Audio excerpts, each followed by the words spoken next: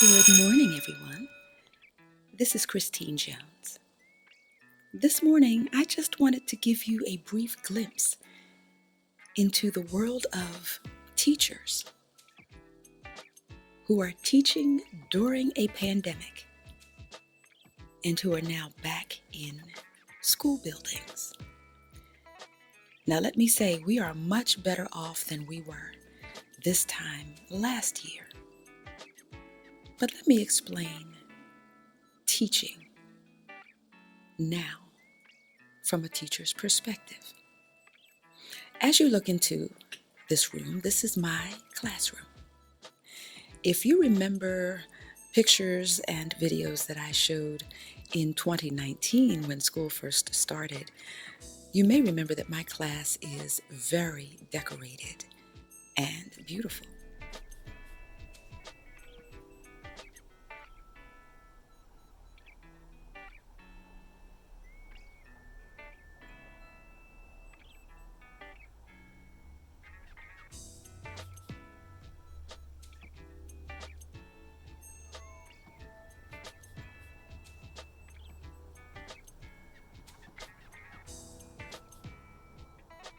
Well, you'll notice now that it's pretty bare, but it's bare for a reason.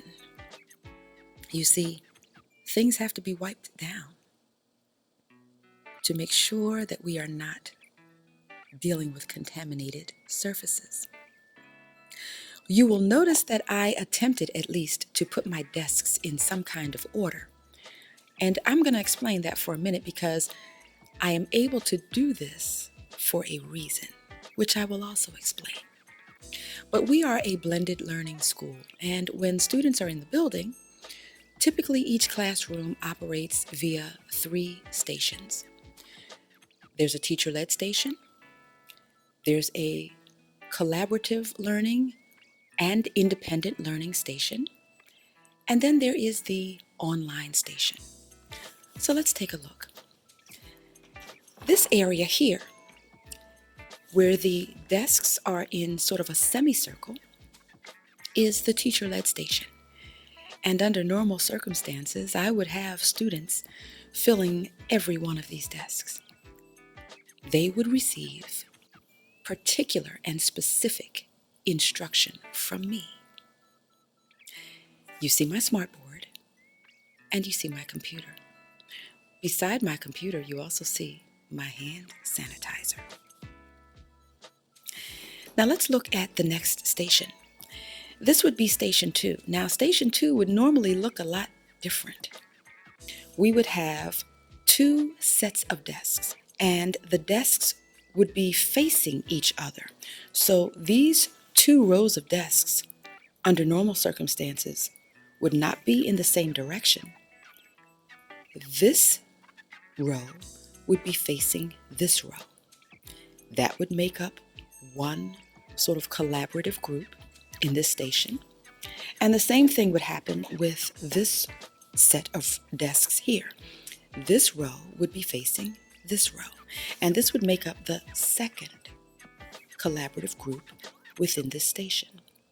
Now, in this station, as I mentioned earlier, students could work together on an activity, or they could choose to simply work independently. And if someone in this collaborative group had a question that no one in this collaborative group could answer, they could move to this collaborative group for assistance, because it is important that peers assist peers. In blended learning, because I am in this station here, the rule is that you do not interrupt the teacher while he or she is teaching. And so the push is for students to seek answers on their own. And oftentimes I would have group leaders so that if there was a question that someone in another station just could not come up with the answer for, that group leader could then approach me with the question, because everything has to be done decently and in order. Now let's move to this next station. This is station 3, where you see a lot of outlets and you see the desks facing the wall. Well, this is the online station under normal circumstances.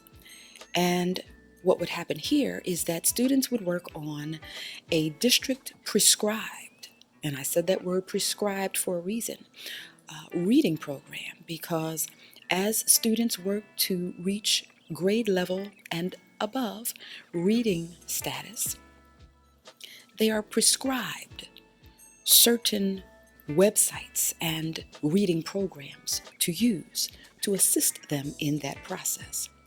And I use the word prescribed because when you are struggling with anything, let's say health-wise, your doctor would prescribe something for you. And that would be the thing that if you followed it would be likely to help you to get better. And so with reading, there are prescribed websites, activities, and programs that, if followed correctly, will help a student to build reading skills and help them to get at least one step closer to reading on grade level. Now let me stop here and say, these desks are rather close together, all around the room. So if students opt in for hybrid learning, they will come here. These desks may not be this way. We have to wait to receive instruction on that, but what we do know already is that students will still be at least 6 feet apart. Even though the CDC says that we can operate with 3 feet apart, I think we're probably going to stick with 6 feet. And right now, we don't have very many students who have opted for hybrid instruction. If, however, students come into the building, some of these desks will be marked with an X. We may also have these desks facing the opposite direction because there may be a problem with airflow as they're facing the wall. Now, under normal circumstances, there is no problem with that. And it allows me, while I am teaching in Station 1, to look over and see what each student is doing on their computer. But we'll have to wait for further instruction. Let me move over to this little corner here. This is my air purifier that has been provided by the district. This runs at all times, and of course, this is what is used now to make sure that our air is clean during this time of pandemic. Here is my sink, and of course we can wash hands, but don't forget we need hand sanitizer as well. Let me take you back up to this area here, and you see things are packed up. You see that, walls are pretty bare, but again, we have to wait for further instruction. But let me point you in the direction of this package here. Each teacher has been given PPE, personal protective equipment. Now, you see face masks, you see cleansing wipes, and I don't know if you can tell it, but this apparatus here with the black, pieces on the end gives you a bit of protection as a shield. So we have been given personal protective equipment. Now, here's the big issue. Where are my students? So in this time of pandemic, students are still virtual in this building. There are some buildings within the district that have already started to receive students, but from what I'm hearing, attendance is very low. There are some buildings where there are 30 staff members for 2 or 3 students. Right now, we don't know how many students may ultimately opt in for hybrid learning. for right now, let me point you back to my computer.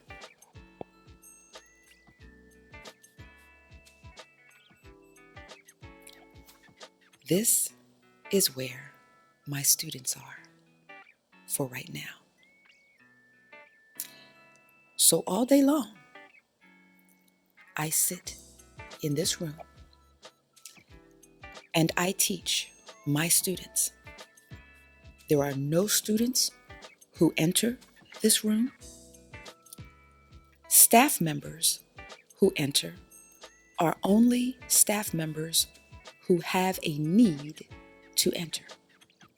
That may be the principal, that may be the school police officer, that may be the dean, that may be a classroom one-to-one who works with a particular student. But the idea is that we are all online. So I drive in because I don't live anywhere near here. And my drive in can be anywhere from an hour and 10 minutes to an hour and a half or more. And I come here now each day to teach students, none of whom enter this building. And so I sit here by myself all day and I teach my students from that one little screen. This, folks, is teaching during a pandemic. Now, if you think this is strange, yes, it is. But what is even more strange is the fact that there are 500,000 people who do not have the chance to wake up to see anything. And so while I may question, the use of resources when the main point of education is not here, the students, I also have to remind myself that I'm still blessed. And so, believe it or not, I enjoy myself in this room every single day. And for whatever reason, the students are seeming to have a lot of fun with me being in this room. They wanted to see pictures of the room. So I took them on a brief virtual tour to let them see. And I asked them, I said, how come you seem a little bit more alive now that I'm driving into the building? And they laughed and they said, well, Ms. Jones, we just kind of wanted to torture you a bit. So that's fun. It's all good. But this is different. And for those of you who do not believe in masks and all of the other, yes, we have to proceed with caution with everything. But please understand that there are families who are suffering the loss of someone special because someone did not want to give up just a little bit of freedom. If we are all going to be free from any type of obstacle, then we must all give up a little freedom. So it is not a problem for me to wear a mask. Yes, they are uncomfortable. Yes, I do not like them.